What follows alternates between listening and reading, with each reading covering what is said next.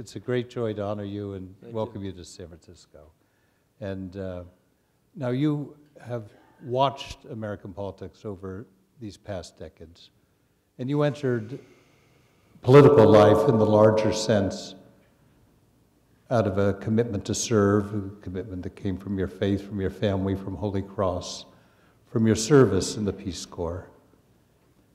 In terms of the role of faith motivating men and women in political life today, how have you seen that change over the time you've been intimately involved with political life? How in the concrete is it the same and different, and where do you see it most effective now?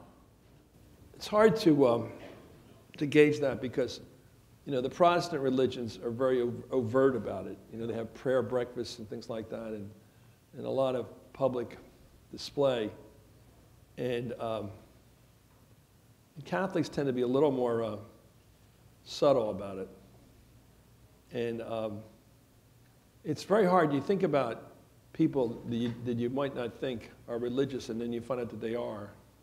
And then there's a kind of religion which seems to just serve the interests of the politician. Yeah. And I'm skeptical of that in some kinds. I think that Jimmy Carter I worked for, you know, people will dump on him forever, and I think that's his cross to bear. And he was, I've come to the conclusion, a pacifist, which is certainly not a bad thing, but it's a bad thing for a president of the United States to be a pacifist. You can't have that job if you're a pacifist. You're commander-in-chief, and you've got to send men and women into battle, and that means killing people, and I don't think that's what Carter ever wanted to do. In fact, when he left office, he said, there was nobody killed in combat during my presidency. Well, that wouldn't be a goal. That would be an accidental result of other policies. So I think he was definitely driven by religion. In fact, there's a new play coming out next week in Washington about Camp David, and I think religion did draw, as you see if you see the play, really did draw his, he drew his strength from his faith in bringing the Israeli leader together with the Arab leader. Begin and Anwar Sadat. And I think there's a clear case. I do think this is something important. I want to draw back from the idea of being religiously drawn as opposed to morally drawn. I watched all of House of Cards again. And all I can tell you, I've been in politics all my life. It is not that bad. These people in politics, I tell you, when they leave office, most of them leave office with a pride that they've been able to help people in their daily lives. What they always point to is able to help people with this or that social security problem or immigration problem or whatever, and they're very proud of the little people, if you will, ways of judging their successes. I'm not saying that all politicians are like this, but most of them are. That's what drives them every day, the belief they're doing the right thing. I know Tip O'Neill was a real liberal. I mean, he was a real liberal. I mean, he really did care about individual people. And I didn't know about all his things about religious life. Tip would, I was on an airplane with him one time, scared to death. We had just had the Air Florida crash, and we're in this little plane, and he's weighed about 300 pounds, and he's sitting in the back of the plane to get maximum leverage, you know.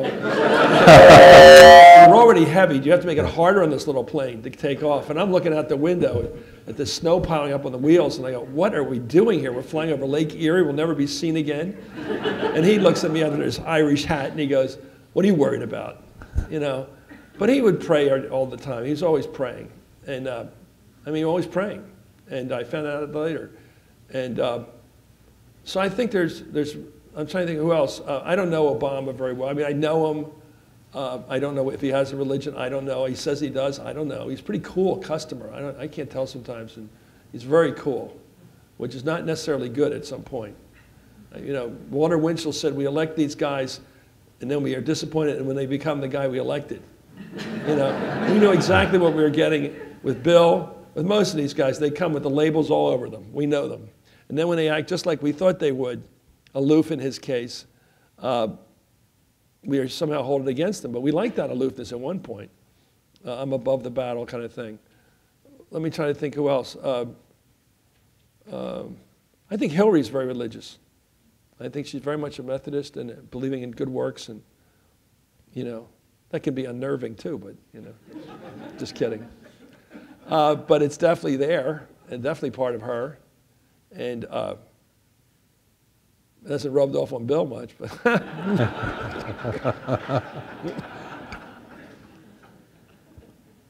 I just think it's very hard to tell. I mean, I think as a person religious who, I tell you, they're all responding to the new Pope. So there's something that he is doing that, something very St. Francis about him that is relieving us of the old arguments while emphasizing some other ones. And it's a great question, Father. I wish I knew the answer, but I don't really hear their confessions. I would like to believe that they are driven by values that are religious. I'll tell you, it's a great question. I think about, I should probably think about it more often, but I do like to think that they're in it for something bigger than themselves. Sure. And Michael Harrington once said, the guy who wrote The Other American, he said, we were taught by the Jesuits to believe that life's more important than not to be frittered away. There must be a big purpose in it, you know, a Holy Cross guy, actually. And I do think there's got to be a bit of that purpose. The trouble is, politicians think they got elected because God picked them, and then they get disillusioned when they realize he didn't really pick them. You know, and they realize that, oh, I lost the second election, but I won the first. Which one's God? Is God the first or is God the second? You know, and they really think that they're charmed, they're chosen of God, and then they realize, no, this is just a tough competition. You win some, you lose some, and you got to try your best. But I don't know. I mean, Lincoln's probably our best. He seemed to understand, didn't he? Yeah. What he was there for, to try to be on God's side. And it's a great question. When you say the Pope has helped raise this question, you know, I'm a bishop. The bishops across the country try to speak to the questions of conscience of religious. Sometimes we get in the way. Sometimes we help. But what's the Pope done that has been well, I think the novel positive, and helpful? Well, the positive has been that he has changed the focus without changing doctrine. Obviously, he can't just change doctrine. Maybe he probably won't, but nor should he in some cases. But where he focuses on, but he says, I just read that, I was showing this earlier, he said that when you go to an accident, wherever there's been an accident, somebody's wounded or injured, you don't worry about their cholesterol. You worry about dealing with the wound or what their sugar levels are. They'll talk to you about that later, which they always do, but at the time they're worried about making sure you're not bleeding anymore. And his idea, and this comes from where he comes from Argentina, and where there's vast differences between, we're getting there unfortunately, vast inequality of wealth. And he thinks that's the problem. That's the problem he wants to focus on, this inequality of, he is very suspicious of free markets. He thinks there should be a radical challenge to them, and there should be structural defenses against them, which we do a pretty good job of in this country. If you think about all we do in that regard, we do not enough for some on the left, too much on the right. There's always going to be debate in this country how much we do in terms of the social safety net. But that's where his focus is. Jewish people, I work a lot with Jewish people. Obviously, I'm in the media. You know, I meet all kinds of people. But the people come up to me and they just go, I love this new Pope. And I think it has to do with nobody likes disharmony. Nobody likes being the... See, to a lot of Jewish people, I think, and I generalize this true, their problem with the choice issue and the abortion rights issue is, it's not just the issue itself. They feel that it's a theocracy telling them what they have to believe and they have to act on. And why should our religion, or telling their religion what to do? I think there's a lot of that. And they don't like that idea. And so this Pope seems to be taking the focus off that, not changing it, but keeping the focus off of that. So they can somehow be part of the thing, part of the inclusiveness. And I think they feel that they were under assault. It may not sound right to people who are pro-life, but I think they felt they were under assault, that they were being pushed aside and said, you know, you have to conform to our views under the law, or you're not really party to our own culture here. You're not really belonging in it. So I think we're going to get further into this as the time goes on, but I think that he has that sense of John the 23rd coming back. And I talked to Cardinal Wuerl in Washington, who said that he thought that I asked him on television one day, we were all together, I said, did the College of Cardinals want a pastoral pope? And he said, yeah. They wanted somebody like this. They didn't know what they're getting No, it's entirely. good luck. You were saying, oh, they know they're going to Yeah. get the little apartment. But, you know, he saw the first parts of this with the cardinal up in Boston, you know, coming into a pretty seedy situation. And with Cardinal Law there, living over in the Vatican, and people aren't very happy about that. And this guy comes in and just, I think he's a Franciscan. Capuchin. And he's wearing the habit and everything and living very meekly. And I think he says, Pope Francis, that the priests should be priests and not bureaucrats or government officials, that there was too much distance. And I don't think they were looking for a theologian. I think they were looking for a parish priest, really, who was close to the people and know how they live. And I think, we don't know about, in this room, we don't know about extreme poverty, but I'm sure he does. I'm sure he knows it firsthand, extreme poverty in Latin America.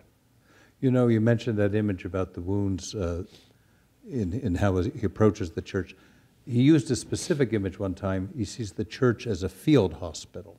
Yeah. That's his image of the church. It's not, in the council, the Vatican Council had images of the sacrament of encounter with Christ and you know, the light to the world and all, and the pilgrim people of God. He uses the field hospital, and to me, what he's saying is not the kind of pristine field hospital we have in American overseas military ventures where everything is sterile, but like the scene from Gone with the Wind in Atlanta, where it focuses on the wounded, and then it pans back, and you finally see this whole mass of humanity. And I think what his assertion is that everyone is wounded deeply, and the church's role is first and foremost to tend to that, to try to help people heal, and that we're all in that same boat in a variety of ways, and that's the starting point. And then the others flow from it. There was on the question, I agree with you on the question of economics, and I'm on the Bishop's Committee on Domestic Poverty, and every year they put out a statement for Labor Day. So they sent it to me last year and asked me to take 5 quotes from the Pope and write on reflections on it, so I did. But the last one was a quote from the Pope, and it said, I am saddened whenever I see a priest or a nun driving a late model car. So I simply wrote back to the Bishop's Conference and said, I cannot comment on this with any shred of personal authenticity, so I'm not doing this one. But I think the point of that is that I think he's asking us all to look in ourselves first, and then the critique of capitalism comes within that context. I think it's the first question is, you know, how do we all deal with material goods? And it's within that context he's asked us to look at the whole question of economics and does it serve the dignity of the person. I think he's pretty far over politically I think a lot of it comes from, we all come from somewhere. He comes from Argentina. And he said the wars are fought for economics. And it's sometimes fought just to take pressure off of unpopular leaders. Yeah. Like when the Argentines fought over the Malvinas, the Falklands. It was to take the junta, make it more popular for a while. Oh, it didn't. You're reminding me that the junta didn't last much longer after that stupid war with Thatcher, because she turned out to be pretty impressive, and they weren't ready for that. But I think I'm not sure that's always true. I think wars are fought for some of the strangest. The Iraq War is always going to mystify me, why we were talked into it. I wasn't talked into it, but how they talked to the American, as someone of such limited ability as W was able to drive us into a war. It's scary, really scary. He's not a great leader, and he was able to get into a war that was not well considered or even well intentioned, and I could figure. And yet we all went for it. 186,000 people are dead because of it. And but you know, I don't think all wars are. Maybe it was for oil, but I don't know. I remember the first war we went into in Iraq, and Jim Baker, the Secretary of State, said it's for jobs, it's for oil. He just said it. So I mean, I don't think people get their kids killed for oil. They certainly don't want to hear it. I don't think. One of the problems I have looking at the Catholic teaching and then our politics is the two major areas, you've alluded to both of them, where you know, the Church in Rome speaks to questions that are unaddressed here. One is material goods, that is global poverty, that is in the Millennium Development Goals, we signed on to provide 0.7% of our GDP to global poverty. We haven't done it. We do 0.2. It's a fraction. The other rich nations haven't done it. Yeah. And same thing with the war and peace question. Those are big issues. At the time the Iraq War started, the Pope intervened heavily to try to, and the UN Secretary General asked him to intervene again, and he did, but it didn't stop it. How come there's no constituency, that is within our partisan structure, there really is no constituency on war and peace and this global poverty question? There's even setting aside domestic poverty. Why doesn't it? Well, there isn't. And there isn't, I know. The one thing Bush did was he did PEPFAR. Yeah, which is terrific. Over in East Africa, and the fact is that those countries do look to the United States as a good country. Yeah. Countries where we went and fought AIDS, and we're still trying to do it over there effectively. My kids have all worked over at Niambani, that wonderful orphanage over there. I don't know. Generally, I think the church, starting with Rerum Novarum in the 19th century, was pretty far ahead on social policy and the limitations of capitalism, if you will. Rerum Novarum referred to the new things, meaning capitalism. That was what was called liberalism back then. Free markets, in the sense that you had to protect children against labor exploitation. You had to protect families against excessive hours of work. You had to have some kind of social security policy, some kind of health policy. All that became the new freedom and the New Deal. And so the church has always been out there with a belief in offsetting the weaknesses or the shortcomings of capitalism. And one of the shortcomings, obviously, is the fact that a good part of the world can't even get water. And I've been in Africa a lot, and I tell you, Africa's just running out of wood. You know, there's not going to be wood over there. They don't have any fuel. I mean, it's pretty frightening when a woman has to walk 50 miles or something to get some twigs to be able to cook a meal. Because if you can't cook a meal, you can't eat really. And you're basically cooking, trying to get some maize and make it into some kind of porridge you can eat just to survive. And in societies like Swaziland, that's all they live on. Maybe a little goat once in a while. And they're living on nothing. And I don't even know how they do it, but they survive. And that's how most of the world lives.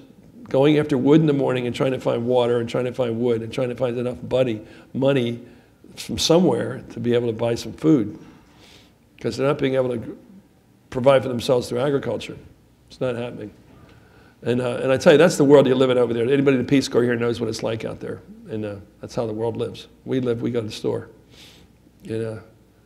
But I mean, the church's responsibility in teaching our leaders, the American people, if you ask them, how much do we spend in foreign aid of our budget? Yeah. They'll say something like 10 or 20%. It's nothing. It's like minuscule.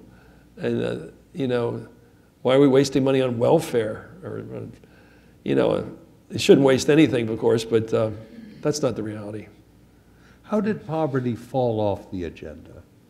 Well, it was on the agenda with Johnson, and then Michael Harrington, the other American, led to Kennedy, then Johnson, to do something about it. And we talked a lot about white poverty, not just black poverty. And there was a real focus on Appalachia and rural poverty. And that was a very popular thing to think about and appreciate. And today, for some reason, we've completely forgotten white poverty. Maybe because everything becomes food stamps and all the iconography of that. Somebody watching television all day. That's the image that some people create of poverty. Somebody watching television all day. Eating cheap food, sugar, and watching television all day and having kids. And so they create a sort of a self-deserved notion of poverty. These people earned it, they got it, right? It's not our problem. And I think that's the way people deal with poverty. They just say that's the way they want to live. Let them live that way. And I think that's not fair. For a lot of cases, people just have had a bad run of luck. And I always look at all the homeless people out here. Every time I get out here, I see the homeless. This city's pretty liberal about homeless people, obviously. You all know that. That's an issue all the time. But they're there in your face. They're not hiding. That's one thing. And white guys, too. It's not just minorities. A lot of white homeless people out here in San Francisco. I've always thought that was distinctive to San Francisco. White guys looking for money or hanging out, And because they come here from the West, I guess. They find this a city they can live in when they're out of work or you know, living outside the streets. It's a lot of veterans. It's a liberal, probably a liberal city. People are nice to you, relatively. So, but you know, it's a great. You ask these questions that you know I don't know the answer to. I mean, we have stopped thinking about rural white poverty because Bobby Kennedy's not around anymore. Yeah. Because Bobby Kennedy talked about it, and he would get our head, put our face into it, and realize that there are little people living in little shacks somewhere where they don't have anything, and the kids are starving to death, and there's no excuse for it. Like, you can't say, well, they're bums or they don't work or they're watching TV all day or whatever. It's just people in bad times. And what do you do about them? And so I think that's a great, you should be on television. No. And that, I don't know what kind of ratings you'd get, but, but it'd be a good call for a week or two while you're on the air. Maybe we could do better than Baldwin, huh? Never mind. Sorry. I didn't respond to that. That's right. Well, do you think just about our politics? You know, we always tend to go back and look at prior ages as golden ages of politics and then contrast it with ours. But it does seem that the... Oh, they were better. No. That's oh, they really are better. No. That's what I'm going to... It does strike me that is absolutely true. Do you see a way out of this polarization? I mean, it just seems... Well, the way it is... It's crippling. The way it is now, there's a weird thing in our society. We elect presidents on the basis of electoral college. It's real simple. You carry Pennsylvania, you carry Pennsylvania. Democrats are pretty good at that. They can carry states. And they do. They're called blue states. Pennsylvania's a blue state. Ohio's a blue... Any state Obama carries was a blue state. Well, is it? No. What it is a state that if the whole state votes in a presidential year will vote Democratic. If it's a midterm election, it will not have a presidential year electorate. They won't be there. The voters won't be in the booths. It's a totally different electorate. Minorities and the young people don't vote in midterm elections, generally speaking. They don't vote. So you have a Republican electorate in midterms generally. What else? You have the fact that elected by congressional district. In Pennsylvania, for example, where I grew up, 13 Congress people are Republican and 5 are Democrat. But the state voted on the congressional line more Democratic by 100,000 votes.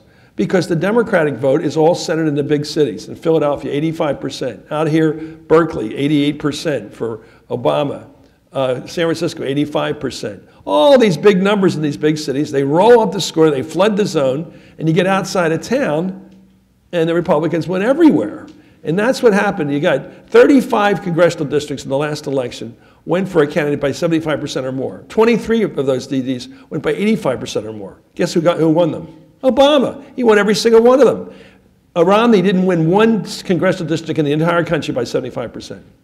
His vote was divided out there, spread all around, rural and suburban, and in most parts of the country you go into is Republican. But in the big cities, it's not just minorities. In the big cities, liberals tend to live in big cities, or they become liberals and they get in big cities. I don't know what starts it. But they're in Philly, where I grew up, which has got Italian, Jewish, all kinds of people, they all end up being liberals, which is astounding to me. But they are liberals because they all vote for Obama. But you get out to the burbs, it gets more competitive. And there's another cause of divisiveness. There's only 50 elections in the country last year, congressional elections, that were within 6% of each other. There's no close elections anymore in general elections. You can't lose a general election if you're a Democrat or Republican. Your district is solid. So all you have to do is worry about primaries. And if all you have to worry about is primaries, you're worried about somebody, if you're a Democrat, to the left of you and younger than you. And if you're a Republican, it's somebody to the right of you and younger than you. That's all you have to worry about. So all the pressure on the politician is to go right or go left. And you never lose to a moderate. Moderates don't knock off incumbents. More radical candidates knock off the incumbent. And so that's the problem. It's overwhelming. And we don't have congressional elections anymore. We have primaries. And the primaries tend to go to the more extreme candidate. And the only elections that tend to be a little more impressive are Senate elections, because at least every other time you're running in a presidential year. So every other time you run as a senator, you have to go in a big electorate and you face a big Democratic. Unfortunately, we should probably elect everybody in big presidential years. That would help, but we don't. And so this next election, look out if you're a Democrat. Just watch it. It's not going to be a good year. It's going to be, because there'll be a very small electorate The Democrats won't vote against Obama, they just won't show up. They're disillusioned, and they won't show up. And the Republicans who were very angry with this guy, and some even hate him, will get out in droves. So it's going to be a tough year for the Dems. Do you think that it was inevitable these years were going to play out this way? Or, that is, if Obamacare hadn't been on the table, would there have been something else that was the centerpiece of the same drama going on? No, I think Obamacare was, first of all, I think it was his mistake. That's the way the rollout didn't work. How was that? The rollout was, he should have been focused on this from day one. He should have had a direct line to the person doing it. He should have been checking with that person every day. He should have been in the engine trying to figure out how it works. He just left it to other people. I mean, when it came out, somebody asked him, who's responsible for this? He said, well, in HHS, and in that the CMM, that's the Medicare Medicaid department, the CFO of that. Are you kidding me? This is the biggest program of your life, and you got it buried in the bowels of some sub-agency. This should have been a person sitting with you every day, and you should have been in there working with him every day. He's not an executive. Yeah. He's just not an executive. He's a great orator, great aspiring leader, but he doesn't show executive interest or ability in this case, and it really, really hurt. Jimmy Carter might have been all through this thing. He'd been wiring it and everything. He'd love this one. We would give him 80-point decision memos, and he was thrilled with them. More questions. He would name agencies. He would do all this stuff because he's an engineer. And somebody once said to me, every job you get, you turn into yours. Obama is kind of a professor. Without knocking professors, he's just he's the theory. It's the he's clean as a whistle. He's a great leader in that sense, but you know, I'm just trying to be honest. You know, it's not pleasant for someone like me who's been very excited by his presidency, and I'm still hopeful. When I was in college, there was a seminar on state government taught by the sitting governor of Rhode Island. He was in his last year of his second term. His name was Frank Leach. Okay? Oh, yeah. And anyway, he would drive up one day. We joked that Rhode Island was such a small state that being governor was only a lot of corruption for a small state. Job. Yeah. A lot of corruption. So he'd drive up every day for the seminar. We brought in all the governors, kind of the Pat Lucy, all that group of leading Democratic lights. Sargent was mentioned, came. But of all of them, the one that impressed us the most was Carter, because there was some kid in the class from Georgia, and so he says, like, how come Route 128 isn't finished now? It was supposed to be finished 6 months ago, and Carter knew the answer. You know? And we all thought, boy, this guy would be the best president you can think of. But again, but he was really so impressive. Yeah, there's the guy in Jersey named Bill Hughes. He gets elected from South Jersey, which is the seashore area, Atlantic City, Ocean City, and he goes to a town meeting. He really did this because he gave it to me it's in Hardball somewhere, the book I wrote in '88. And he went to a town meeting. He said, "No, I'm going to be your U.S. congressman now. So don't come to me with the local stuff, all right?" And he really did say that. So he gets elected, and he comes around no, I'm sorry. That same meeting, the woman said to her, "You know, they're supposed to collect my garbage on Thursday, and sometimes they don't get around till Friday. The dogs get in it. It's a real mess." And he said, "Well, yeah, as I said to you, madam." Why don't you bring that up with somebody at City Hall or some city councilman or something like that? And she said, without any sarcasm, "I didn't think I should start that high." She thought U.S. congressman was below because it mattered to her. Yeah. And I think that's so true of most voters. You know? All right. This really happened. I'm going to take some of the audience questions now. First, it seems the U.S. has abandoned God talk to the conservative right wing. Yeah. How do we reclaim it for issues of most interest to social progressives?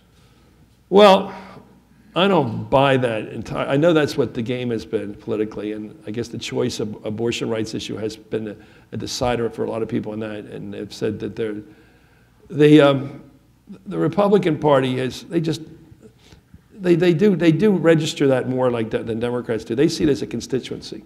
You know, the evangelicals. Because evangelicals, except the case of Jimmy Carter, they voted for him because he's one of them, have tended to become politically activated because of, I think it was, this is so ironic, we keep thinking to take these things for granted. It was prayer in school that really created the whole idea of the moral majority, because people had grown up in the South especially in the Bible Belt, where they'd always been used to the public school using the King James Version of the Bible, and readings from the Bible every day didn't bother anybody. It was fine, but it was, and this is the trouble with our Constitution, because it doesn't reflect these unique circumstances where everybody happens to be the same religion, so what's the problem? But they took that to heart, and they felt that they were being taken, something was really important taken away. They didn't have parochial schools like we did. They really relied on public education to teach their kids how to be. I mean, there's sort of moral instruction too. And they didn't like the idea of somebody taking away from their schools, which were their local schools, this religious piece, this part of it. And I understand that. I try to understand it. And so they became politically activated because of that. They said, oh my God, the Supreme Court is so big it can come into our little school and take out the Bible? We don't like that. So they've had this overt role of religion in their, whereas the Democrats, this is not where the Democrats are strong. They'll lean over once in a while and spend a little time, and we're talking about health care, and friends of mine have been liberal Catholics trying to work with Obama on health care and trying so hard to get those people to deal with us and show some kind of regard for us and our views as, in this case, as Democrats. And you don't get the same response in the Democratic Party. They don't respond to you, if you're a Catholic, for example, the way they should. They'll just say, well, that's something we got to deal with. Jack Lew or somebody at the Treasury or something. Oh, yeah, we'll get to that. Or, we'll solve that at a meeting or something. They don't show much respect. And that's, I have my own attitudes about that, which is, I probably shouldn't say in public, but I think there's still some anti-Catholicism out there in this country. Don't kid yourself. It's there. And I think it was Bobby Kennedy said the ideal New York Times headlines would be, more nuns leave convent. So the Kennedys felt that, and the Huey Carey family felt that, and it's just, there's some of that. Not out here out west, you're so non-ethnic out here. My wife says, nobody knows what you're talking about out here, Chris. But I know what I'm talking about. I think some of that, this whole HHS thing, could have been fixed by both sides if there'd been a little better on that, the whole thing now. But well, I think that politicians should be better at being politicians. And they could have. And I think that the definition of a religious institution, I mean, why is my high school, my two aunts, my mom's two sisters are nuns, and they work with everybody. And how does is a college not a religious institution? Is a high school, where do you draw the line here? And I know you have to worry about the workers. Workers have rights too. You have to get, again, my wife points that out. Workers have rights too. If they're not Catholic, they shouldn't be controlled by you. But you don't have to teach or work at a Catholic school. You don't have to. But there's another judgmental aspect of my personality. All right. Can you please speak about Putin and what you think the Obama administration's strategy should be in dealing with his actions? Well, first of all, he's not Hitler, and he's not even Brezhnev, and he's certainly not Stalin. And he's a nationalist, and he knows he has a chance to recover the pride of the Russian people. And he's got his opportunity, took it. And his opportunity was there, laying on the table for him, and he grabbed it. It would have been odd if he hadn't. We did grow up with the idea that Yalta was part of Russia, remember? Yalta, Russia, not Ukraine. Yalta, Crimea, Russia. And he said that, he said, this is like the reunification of East and West Germany, he said. And for all we know, it is. And there's nothing we can do about it. And this idea of disciplining or sanctioning a couple of his top people, he will laugh at us for that. And he's already said a bunch of senators can't travel to Russia. It's so petty. I don't think Obama wants to do it. I think he's being pushed into doing it because of some absurd notion you have to be tough. I can't stand this in politics. When you do something you know isn't doing any good, but you got to be tough. I don't know what the answer is, but I mean, Ukraine has, I don't know how to judge the government in Kiev. There are a lot of questions about it. And when they outlawed Russian, first order of business, I said, this is trouble. Why did they outlaw Russian? What are they looking for? What's this weird thing going on here? I did notice that the guys who went into the president's palace were wearing ski masks. So they knew this wasn't going to end there. When I saw those guys wearing ski masks, I said, they know they've got to hide their identity. This isn't over. So they know they were doing some bear baiting. And so they knew that. I also thought the Russians were subtle in going in without uniforms, so they didn't want to make it brazen either. So these people are doing kind of a kabuki, not kabuki, sort of a sumo wrestler kind of thing, where they're being carefully making their moves. We got taken out of this thing. I just think we have. And I'm amazed at Merkel, who's tough as nails. But no, she's not tough as nails. She's solid. I always liked her. She's been tough on this because they're all worried about the implications with the Baltic states and, you know, and countries they care about, Poland and Hungary, and they're more worried. But we don't want to be in a position where we're moving the Iron Curtain up right under Russia's chin either. What are we doing that for? Look, I went through the Cold War like most of us did, and I hid under my desk in school and waited for the flash of light in 15 minutes and all that. I don't want it to ever come back again. I am totally against it. So talking tough with Russia doesn't work for me. I don't want to go back to that again. And they do have the missiles, and I don't like talking about missiles. When McCain, who almost deranged sometimes, talks about bringing back the anti-missile system in Poland. What has the anti-missile system in Poland got to do with this? Except to rattle their chain again and say, we're going to make sure your missiles are useless, which is always what they thought we were up to. So we can hit them with ours. They never thought it was a defensive system. They always thought the anti-missile thing in Star Wars was all about neutralizing their weapons so we could hit them. Well, I had to explain one thing because we're a similar vintage, but there are a number of younger students out there. Getting under the desk meant during the Cuban Missile Crisis. Oh no, I'm talking about the early 50s when we would. Well, I'm before you. In the missile crisis, we all had to get under our desk in case a nuclear bomb hit us, and the desk would protect us. That was true. That was true. All right. Well, I was taught by the Sisters of Mercy that the idea was that there'd be a flash of light in 15 minutes. We thought it'd be, they were always very humble about it. We hear it say, like, we think it might be about 15 minutes. We're hiding under a little balsa wood desks here with a giant window right over it. And then they would say, we think it'll be about 15, and then the world would end. So you managed to incorporate history, current affairs, and religion. And then there'd be the general judgment right then. And then you imagine walking up these long stairs for the general judgment, you know, and all that was going to happen in 15 minutes. That rather quickened your mind. You know, this is how we grew up, you know. Yeah, but we were taught that, but we were taught that the flash of light would blind you. So you were to close your eyes so you wouldn't be blind. Oh, that's right. That's right. We were a step ahead. We had Dominicans, yeah.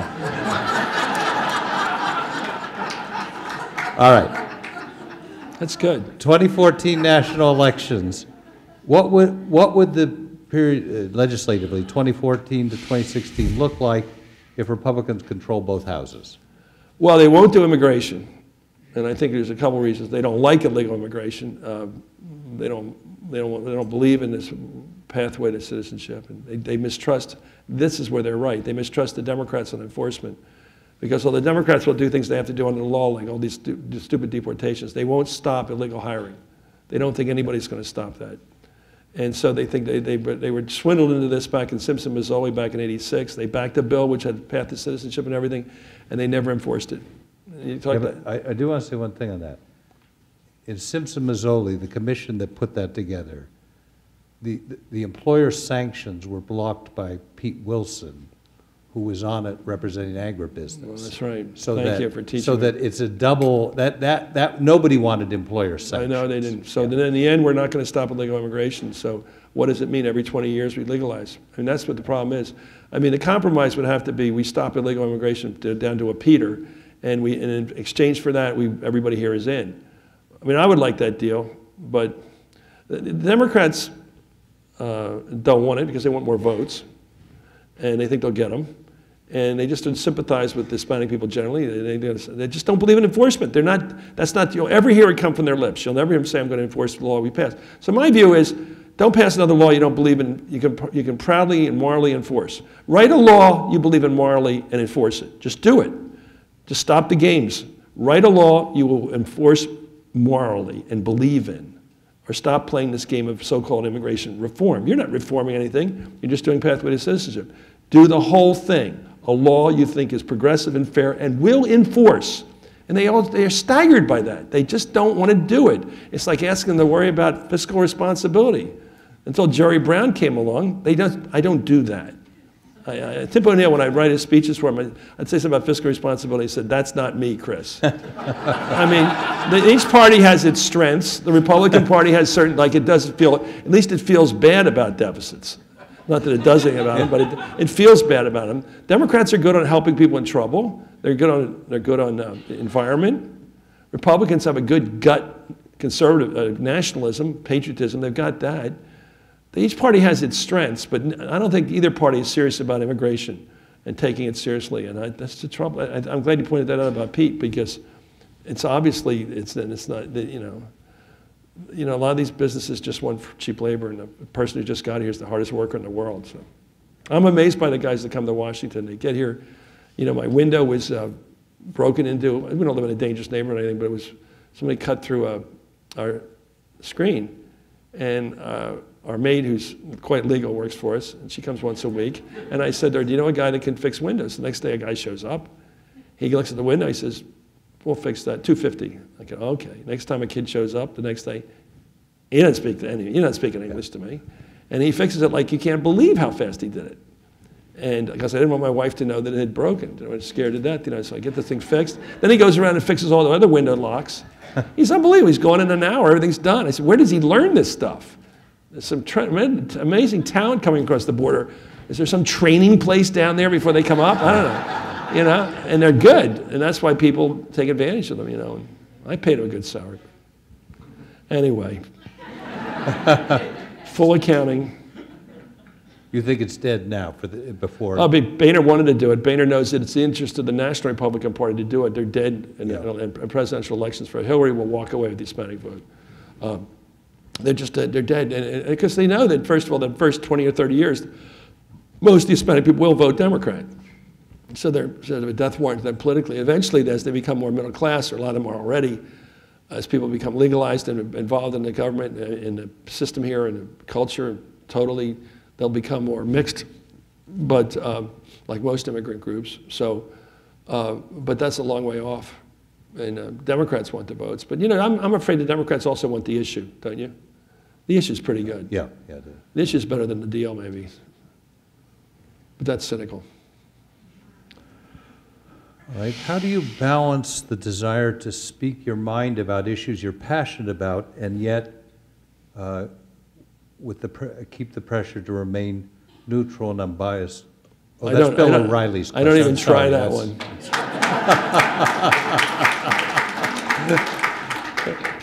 The answer to that, the way I will answer it is I have 3 jobs. One is to present the facts.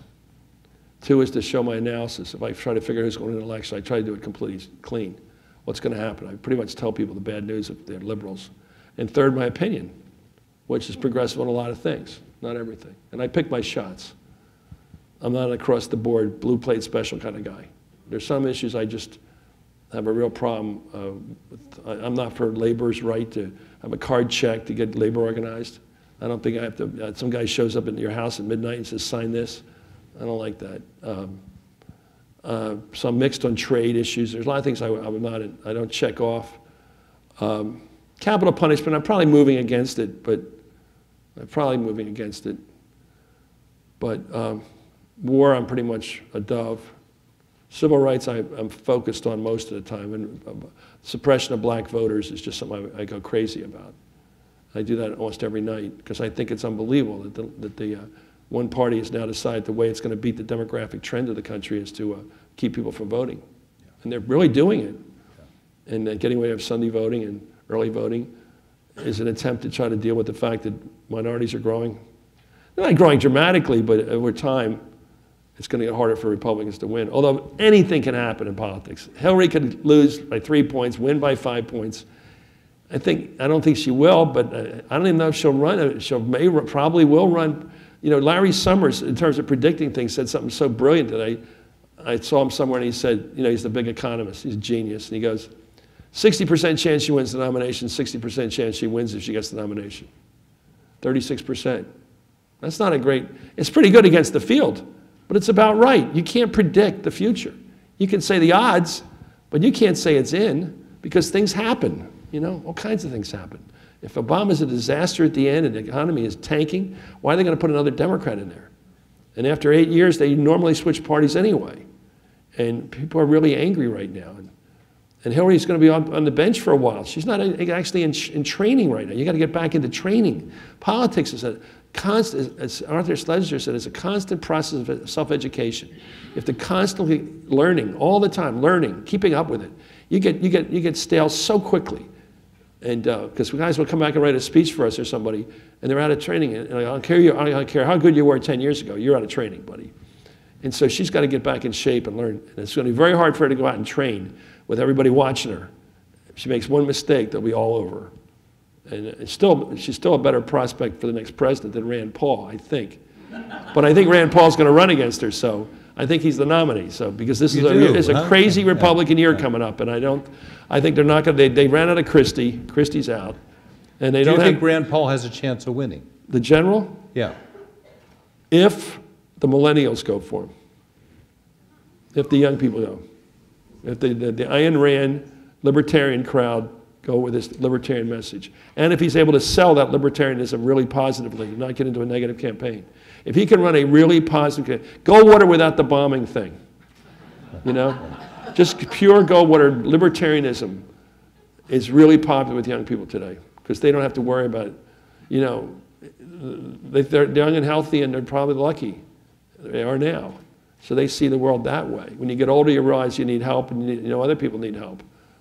And that's when I sort of moved left. My dad would say, you know, we need Social Security because some people, when they get older, don't have the money and you want the government to do, you know, everybody on welfare. It's better that they be self-encouraged, you know, forced savings. It's a good thing. It's a good thing to make people save money from that system. And so you start to recognize the frailty of human life and the way you need the government to play a part. But he doesn't talk to those people. He talks to people young and healthy and gung-ho. And he's going to have a good message because he truly believes what he says, which separates him from some of these guys. Ted Cruz he's not going to be savory enough. He's Joe McCarthy. In fact, he is Joe McCarthy.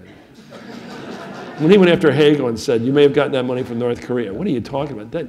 We've all been through that in this country. You can't just say you may have gotten that money from North Korea. Luckily, he looks like Joe McCarthy.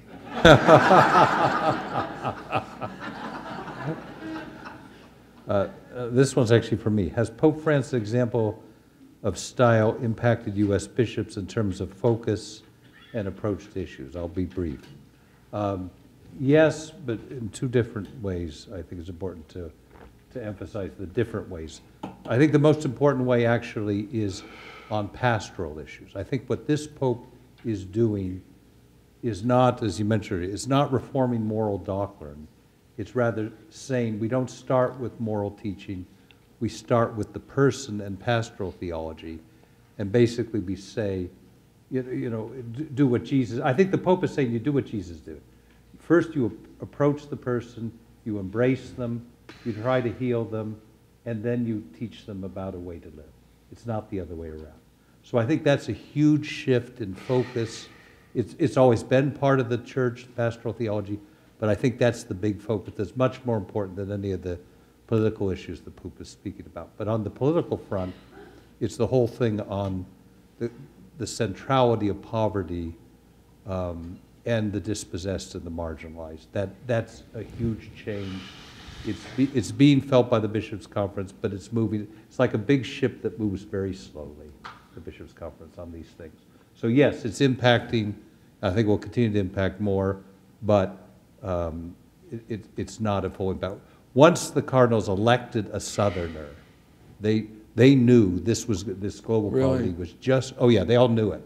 And they wanted, now, part of it was he was a reform candidate in terms of reforming the Curia. They all wanted that, almost across the board. The big attraction. He gave a very important speech right before, they had meetings before, the Cardinals don't know each other that well. So they had these meetings the week ahead of time, and it was very important.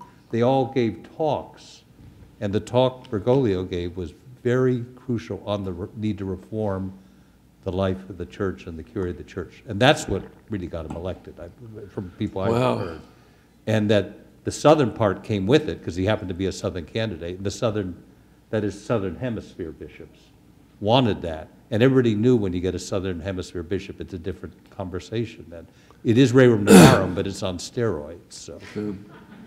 Well, Benedict's speech in the St. Peter's Square that day won him the election, I think. It was like a Mark Antony speech. Yeah. Yeah, no, it was, that had a great impact then, too. It's I was there, one of the most amazing times. I spent 10 days over there covering the Pope's funeral. It was beautiful. It was just 3 million or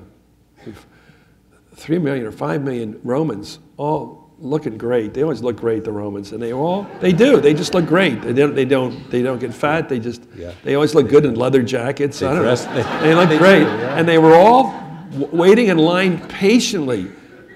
It was like a trash compactor. They were just packed, and they just waited for days in those lines. And then all the poor Polish people came in with nothing. They didn't have no place to stay. They're so poverty-stricken people, and they all came in. It was just an amazing devotion to John Paul II. And one of the reasons I was told was because when you become Bishop of Rome, you become formally Bishop of Rome.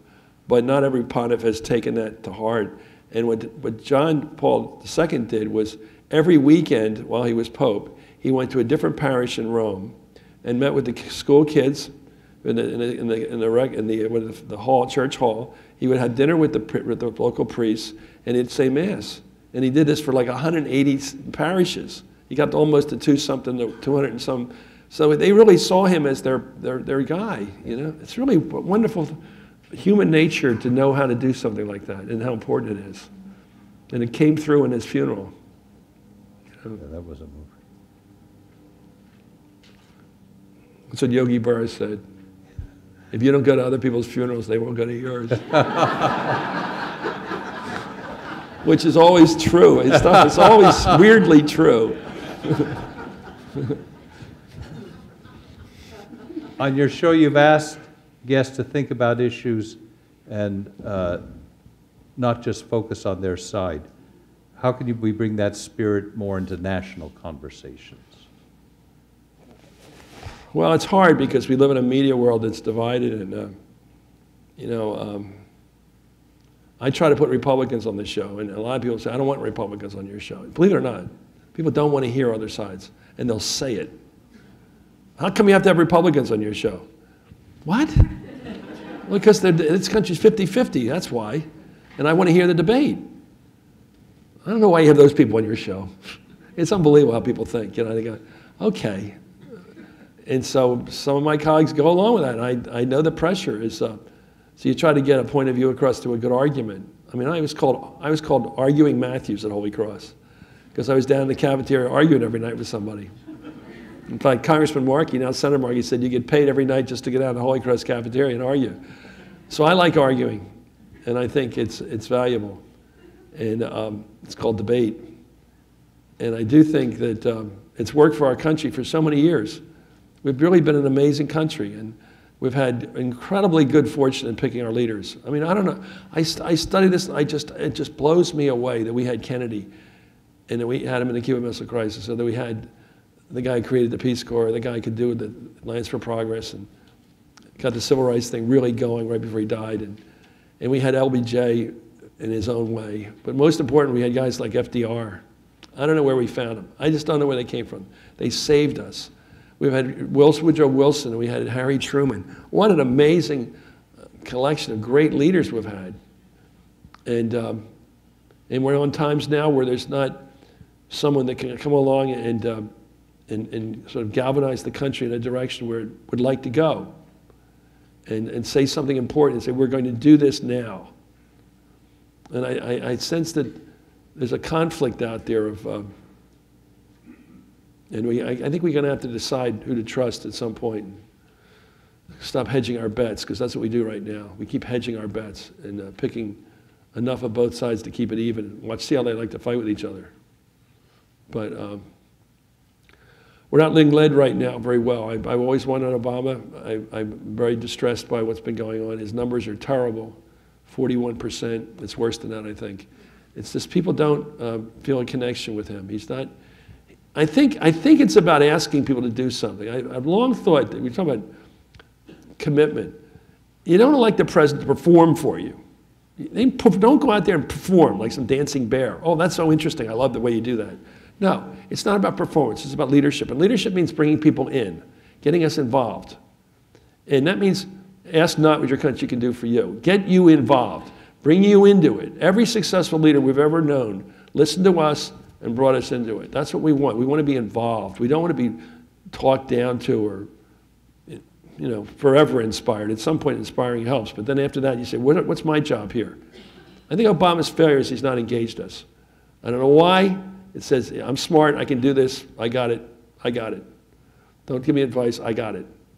I think that's bothered me a lot. And I think that's what bothers people about him, that he has all the answers. And I think that's distressing. But I'm just getting tough about these guys. I hope we get a good president next time. I hope we get a good opponent against Hillary. I want a really good election. I love them. There's nothing more fun. When I used to grow up, when I was growing up, when I was only 50-some years old, and I was taking my kids up to New Hampshire, there's nothing more fun than having one of the kids with me as we covered the primaries. And I'd be in the bathroom knocking out my column for the San Francisco papers, and my kid would be in watching television, and then we'd go out and have dinner afterwards. And I loved that. Michael, Thomas, and Caroline all had the experience of being with me during the primaries. Our system is really great, actually. I love the primaries. There's nothing like going to Iowa and New Hampshire and all that stuff, and South Carolina. It's great stuff. It's all going to happen again in a couple years. I just want to conclude with one simple question. You and I, this is from a teacher who's here. You and I both graduated from LaSalle High, Philadelphia. So how would you compare a Christian Brothers education with a Jesuit education? No, not it. That's it. That's it. Let me, so I want to thank our... How did you know what I was going to say? I want to tell a quick story before I thank both of our presenters. I flashed back as Bob McElroy was flipping through these cards. Oh, yeah. About 15 years ago, we had George Weigel here, a rather conservative columnist, gave a presentation, and then there were questions from the audience. And then Father McElroy was flipping the cards, and he would read these questions. And they were very challenging questions. And I went up to him afterwards, and I said, wow, those were really good questions from the audience. He said, oh, the card thing was just an act. Those were my questions. Yeah, but these are real. So your questions were really good, and I don't think the card thing was just an act. But I do want to thank both Bishop McElroy and Chris Matthews for their...